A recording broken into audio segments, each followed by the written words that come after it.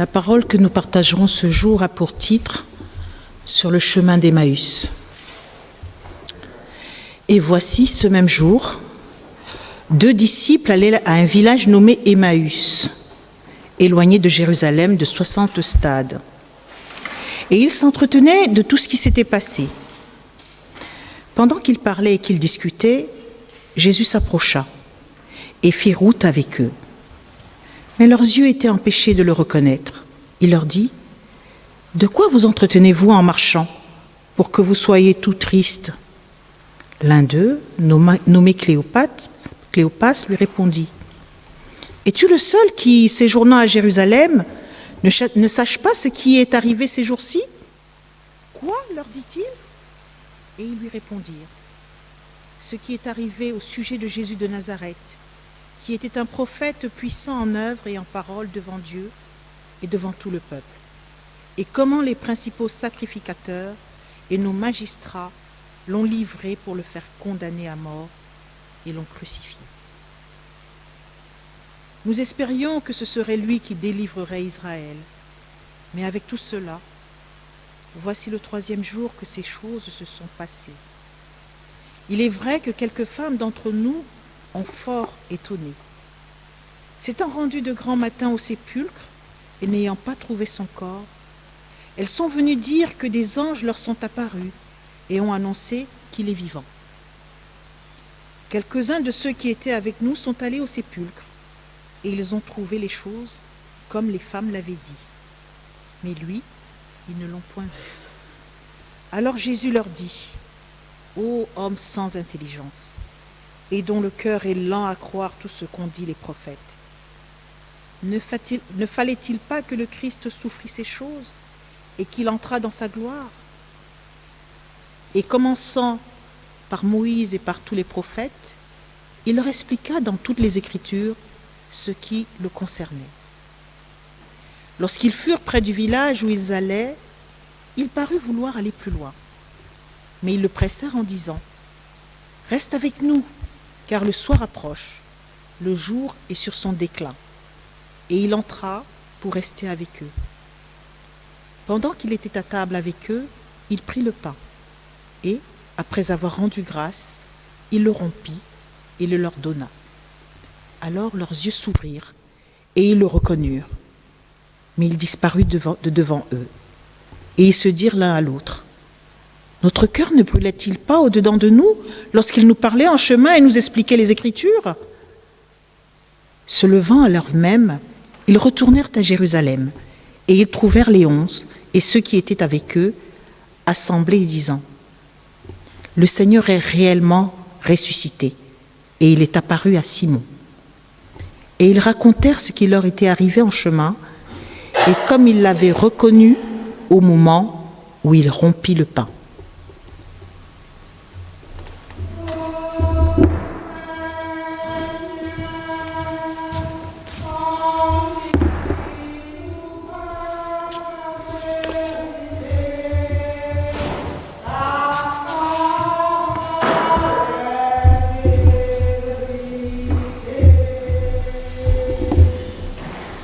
Ô Seigneur,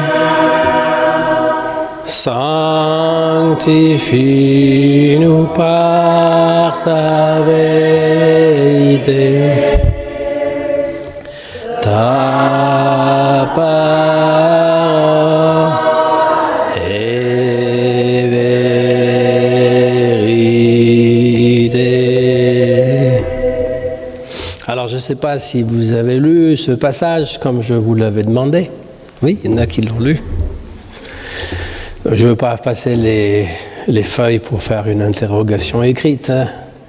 C'est un passage qui est connu. Luc 24.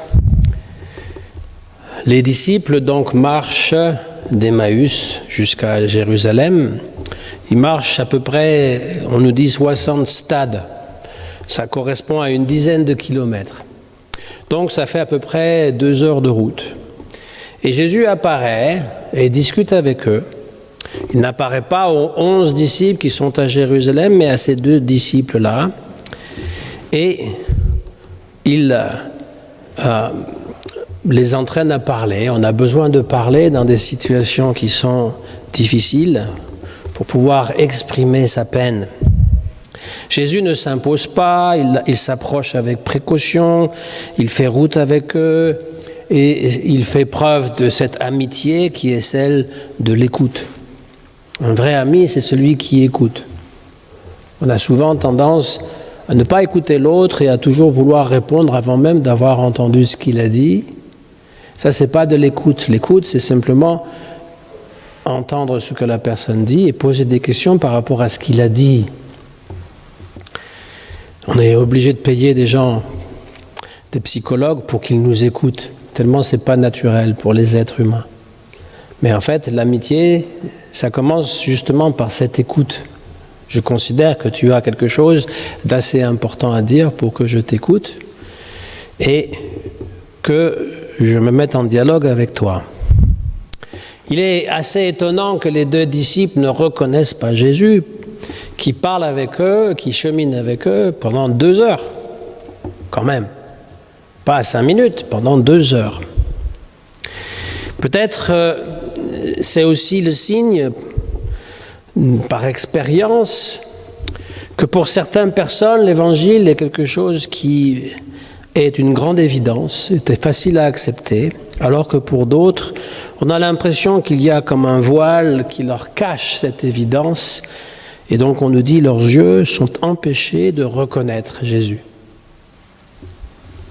La foi ne consiste-t-elle pas tout simplement à voir ce que nous avons devant les yeux? Donc Jésus ne s'impose pas. Il n'est pas comme l'ange qui est apparu aux femmes dans le tombeau en habit blanc étincelant. En bon pédagogue, il commence à faire parler ses interlocuteurs. Les disciples sont surpris qu'ils ne savent pas ce qui s'est passé ces derniers temps. Ils sont tellement habités par leur peine qu'ils ne peuvent pas imaginer qu'il puisse y avoir un autre sujet de conversation que la mort de Jésus. Alors il lui dit, « Es-tu le seul qui ne sait pas ce qui s'est passé ces derniers temps ?» Jésus le Nazaréen était un prophète puissant devant Dieu et devant les hommes. Donc il le considère comme un prophète qui enseignait les foules, qui guérissait les malades. Les 2 disciples ont suivi Jésus jusqu'à Jérusalem avant qu'il se fasse arrêter et ils ont été donc témoins de l'arrestation de Jésus et de sa crucifixion. Et là, ils sont comme désillusionnés, ils ont le sentiment de s'être trompés. Et ils ont aussi ce sentiment d'injustice, parce qu'ils savaient que Jésus était quelqu'un de bien, qui a toujours fait le bien, et qu'on a mis à mort injustement. Et puis ils continuent à dire à Jésus, « Nous espérions qu'il apporterait la rédemption à Israël, l'espérance d'une délivrance par un sauveur. » C'est ce que dans l'inconscient collectif, on attend toujours un sauveur.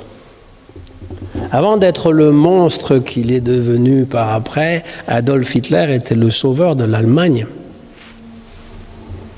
Si vous connaissez l'histoire, le Deutsche Mark avait tellement dévalué qu'il fallait mettre une brouette de Deutsche Mark pour acheter un bout de pain. Et Adolf Hitler, il a permis de redresser l'économie. Donc on l'a accueilli comme un sauveur.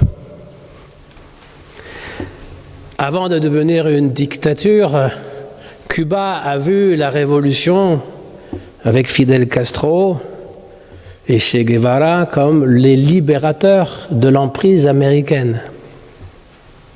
Et puis on se rappelle de De Gaulle aux Champs-Élysées. Paris détruit, Paris en cendres, mais Paris libre. D'ailleurs, c'est le seul référent aujourd'hui encore comme étant un bon président, que ce soit la gauche ou la droite. Il n'y a personne qui a été à la hauteur de De Gaulle. Mais bon, un libérateur, c'est autre chose. Mais qu'importe, c'est un rêve collectif.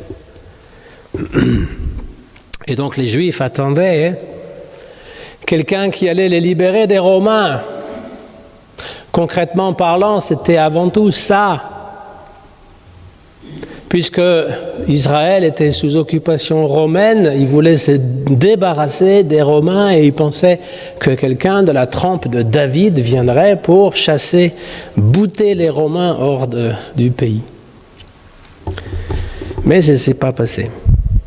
Et les disciples sont désillusionnés. C'est aujourd'hui le 3e jour.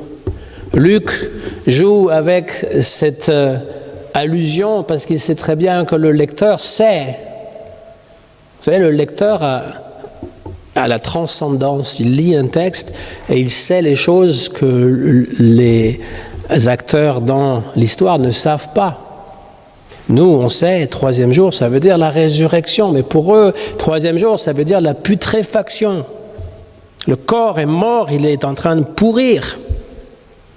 Et donc, ils s'enfoncent eux-mêmes dans la tristesse, dans le désespoir. Mais ils se rappellent quand même, quelques femmes parmi nous se sont rendues au tombeau le matin et ils ont trouvé la pierre roulée, le tombeau vide. Elles ont dit qu'elles avaient vu des anges qui leur avaient parlé. Et des hommes parmi nous se sont aussi allés au tombeau et ont constaté ce que les femmes avaient dit. Mais ils ont vu le tombeau vide et lui, Jésus, ils ne l'ont pas vu.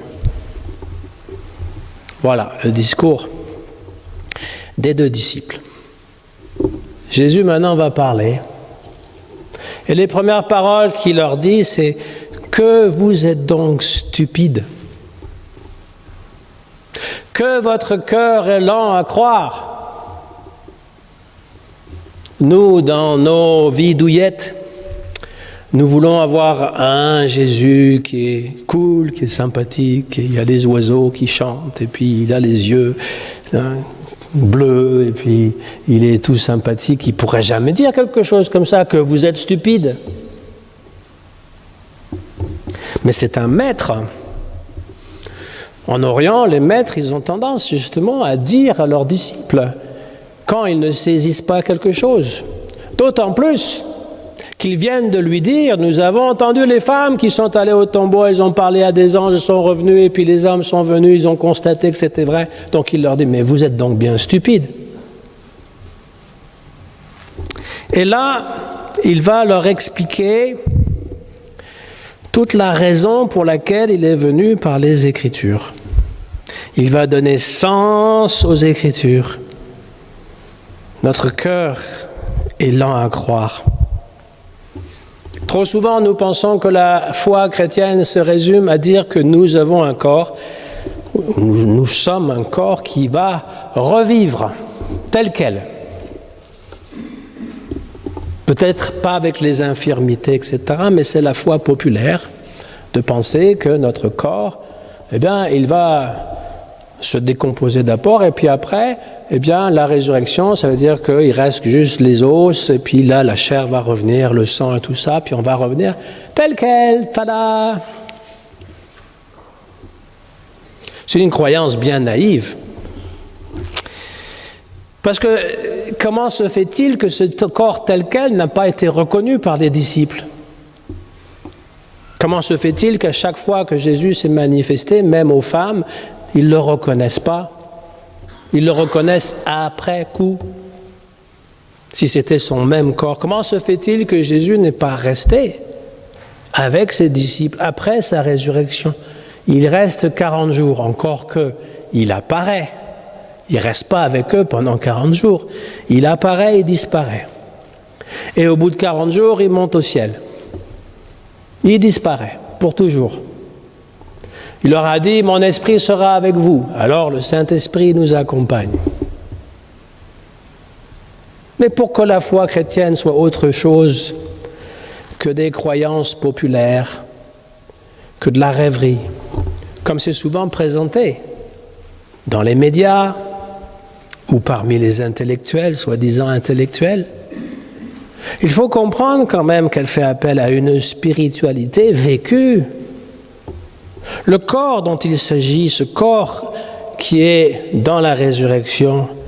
Il ne s'agit pas d'un autre miracle que Jésus aurait fait. Tout le cours de sa vie, il a fait des miracles. Il a même ramené des gens à la mort. 3 personnes. Il a ramené de la mort à la vie, je veux dire. 3 personnes. Il ne s'agit pas de ce genre de miracle. Et il ne s'agit pas non plus de justifier, oui, mais lui, il ne remeurt pas. Puisque Lazare et tous les autres, ils vont remourir. Il s'agit de vivre ça dans sa vie, cette résurrection, cette connaissance de notre identité réelle, qui est un corps spirituel. Il y a des corps matériels, il y a des corps spirituels. C'est Paul qui le dit.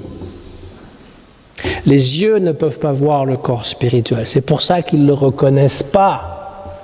Mais il est en train de leur dire que la mort n'a pas d'emprise sur ce corps. Vous ne mourrez pas. Pour ça qu'il dit, celui qui croit en moi, même s'il est mort, il vivra. Parce que le corps va mourir.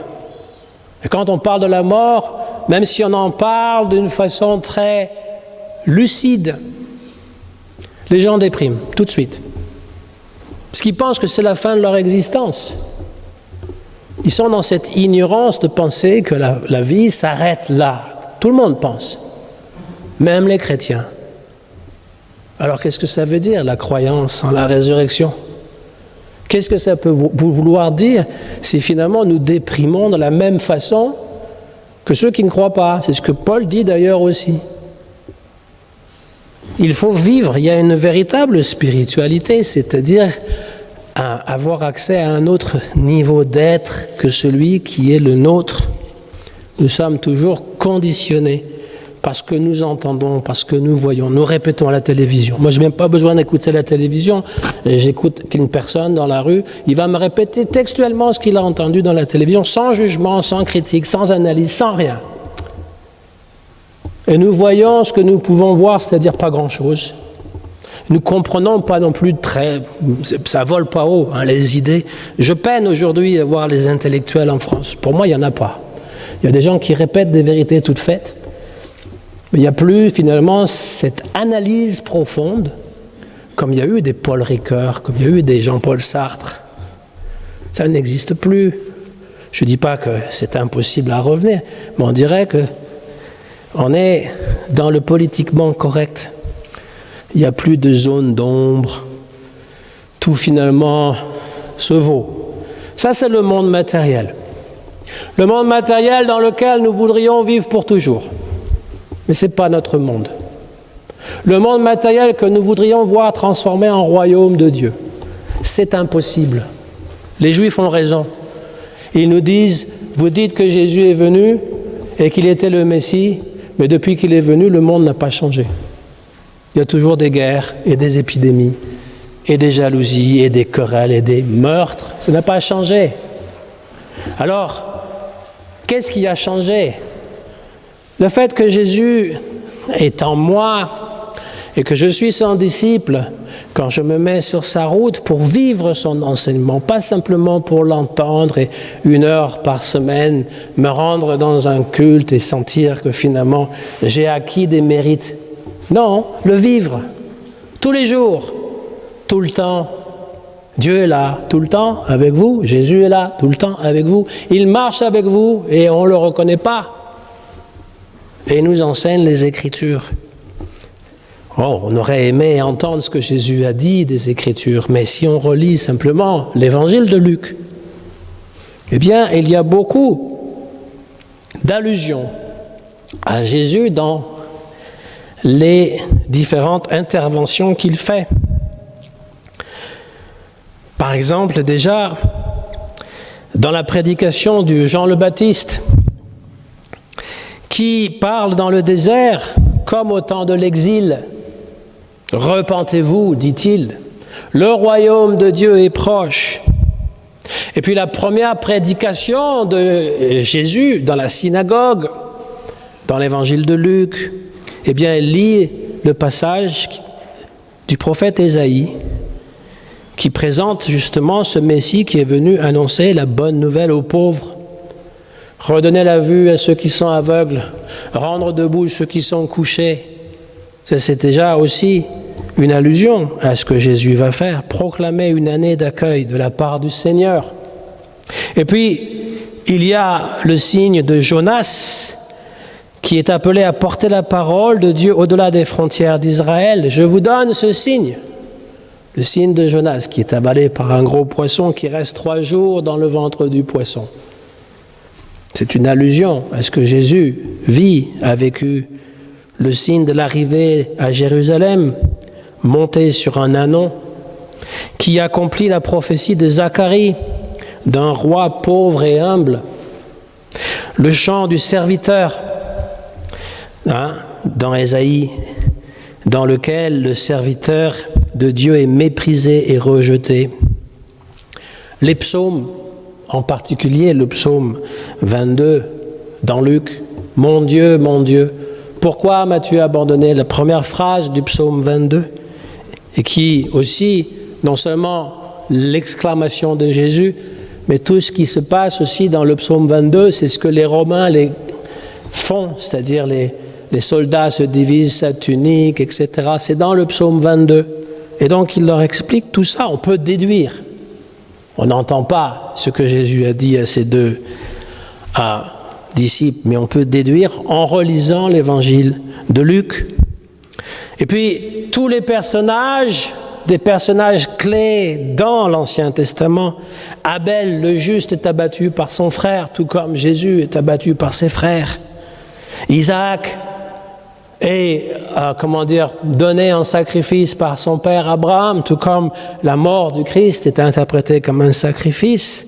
Moïse, quand il est bébé, est abandonné au Nil parce que le roi a décidé de tuer tous les enfants mâles en bas de 2 ans, exactement la même chose que dans la naissance de Jésus. David, qui a été persécuté par le roi, les prophètes, qui tous ont été persécutés, mis à mort. Tout au long de ce Premier Testament, les envoyés de Dieu ont été maltraités par les pouvoirs en place, notamment par le pouvoir religieux. Il fut une époque où le pouvoir religieux était le 2e pouvoir dans le pays, même en France. C'est loin d'être le cas aujourd'hui, mais il fut un moment où le pouvoir religieux avait une importance capitale. Ce n'était pas toujours très, très bon non plus, parce qu'il y avait des abus. Parce que qui dit pouvoir dit souvent abus de pouvoir. Les disciples sont toujours avec lui. Et là, ils approchent d'une auberge. « Reste avec nous », lui disent-ils, car le soir approche. Ils veulent profiter encore de Jésus. Lorsqu'il sera parti, ils diront « Notre cœur ne brûlait-il pas lorsqu'il nous expliquait les Écritures ?» Mais pour l'instant, le jour est sur son déclin. La nuit, c'est l'âge quand finalement tout espoir finit. Reste avec nous. C'est une parole, une prière de tous les hommes qui s'enfoncent dans la nuit. Et alors, Jésus va faire les gestes que tout juif fait d'ailleurs sur la bénédiction du repas. Il prend le pain, il prononce une bénédiction, il le rompt, il le donne. Ces 4 verbes qui rappellent la multiplication des pains et aussi, à quelques nuances près, l'institution de la scène. Pas uniquement. Chez les catholiques, ils ne voient que la scène et disent voilà, les yeux des disciples se sont ouverts quand il y a eu la célébration de la Sainte Seine. Or, ces disciples-là n'ont probablement pas été le soir de la Sainte Seine, ils ne faisaient pas partie des apôtres, d'une part. Deuxièmement, c'est un geste habituel chez les Juifs. Moi, j'ai déjà été invité dans les familles juives et ils donnent la bénédiction sur le pain et sur la coupe de vin au début du repas, à la fin du repas aussi, et ils distribuent le pain dans les assiettes de tout le monde.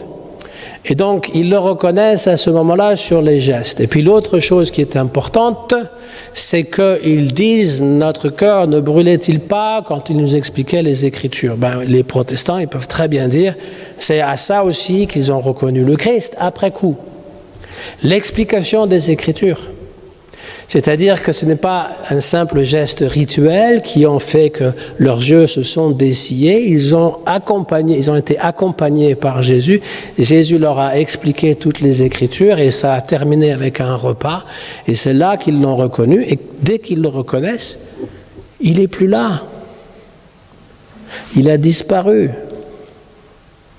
Si c'est un corps matériel qu'on peut toucher, même s'il va dire à Thomas, tu peux toucher, mais c'est quand même un corps un peu spécial. À chaque manifestation envers les 11, etc., il passe à travers les portes closes et il disparaît.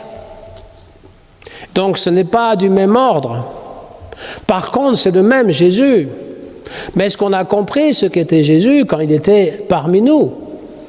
C'est la question. Il est beaucoup plus qu'un homme. Et notre lien avec lui est beaucoup plus qu'humain. Et il faut pouvoir connecter. Comment? Et c'est tout cet apprentissage que nous faisons en tant que chrétiens, avec la lecture de la Bible, avec la prière, avec aussi la compagnie d'autres personnes qui ont cette expérience qu'ils peuvent livrer. Et c'est accessible à tout le monde. C'est vraiment accessible à tout le monde. Souvent, c'est devant nos yeux, mais on ne le voit pas. On ne le voit pas parce qu'on voit nos soucis, on voit toutes les choses qui nous manquent et qu'on voudrait pouvoir combler. On a peur de perdre les choses que nous aimons et nous sommes complètement accaparés par les soucis du monde, mais nous ne voyons pas la vraie réalité, la réalité qui est éternelle. Cette réalité que Jésus est venu donner et que nous devons accueillir, pas juste dans la Sainte Seine. C'est pas pour rien que c'est la Bible qui est ouverte derrière moi. D'ailleurs, elle est toujours ouverte à la même page. Je ne sais pas si vous avez jamais vérifié, parce que c'est pas important quelle page. On ne va pas mettre la page de l'Évangile du jour. L'important, c'est le symbole. C'est la Bible qui nous enseigne. Et le geste de la Sainte Seine, ça vient compléter ce que la Bible nous dit. Ce n'est pas un rite magique qui fait que finalement, tout d'un coup, on est avec Jésus et puis le reste du temps, Jésus n'est jamais là. C'est impossible. Jésus est toujours avec nous. Surtout si nous pensons à lui. Surtout si nous discutons de lui. Il est là. Je ne sais pas à quel banc il est assis. Il est là, quelque part. Souvent je dis, il est à côté de toi. Oui. Il est à côté de chacun d'entre nous. Mais il est là. Au nom du Christ. Amen.